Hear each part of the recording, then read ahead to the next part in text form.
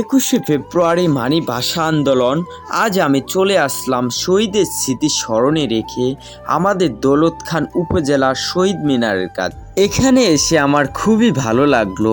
দেখলাম কত ছোট ছোট ভাইরা এবং বড় ভাই সবাই এখানে চলে আসলো শহীদ মিনারে ফুল দেবার জন্য। তো বন্ধুরা, প্রতি বছরই 21শে ফেব্রুয়ারি বাংলাদেশের পালিত একটি গুরুত্বপূর্ণ দিন।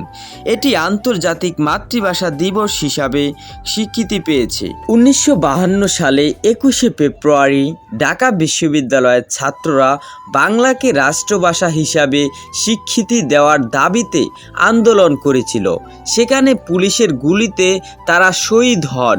তাদের স্মরণে রেখে চলে আসলাম আজ আমরা শহীদ মিনারে সবাই ফুল দিতে।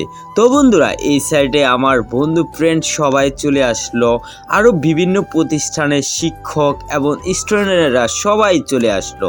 তো বন্ধুরা, আমার তা দেখে খুবই ভালো লাগলো।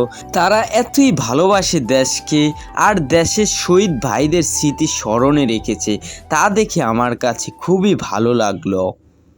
তো বন্ধুরা, শহীদ মিনারে ফুল দেওয়ার পর চলে আসলাম আমাদের উপজেলার পেছনে পুষ্কুনির কাছে। তো বন্ধুরা, এখানে পুষ্কুনিটি যে এতই সুন্দর আর পুষ্কুনির ভিতরের মাছগুলা দেখে আমার খুবই ভালো লাগলো। তো বন্ধুরা, মাছগুলা যে কত সুন্দর তা তোমাদের বলে বোঝাতে পারবো না। তো বন্ধুরা, এই পুষ্কুনিতে প্রচুর পরিমাণ মাছ। তো আমার বন্ধুদের সাথে খুবই একটা মজা নিলাম এই পুষ্কুনির পাশে দাঁড়িয়ে। তো বন্ধুরা, তোমাদের কাছে ভিডিওটি কেমন লাগছে তোমরা সবাই জানাবা।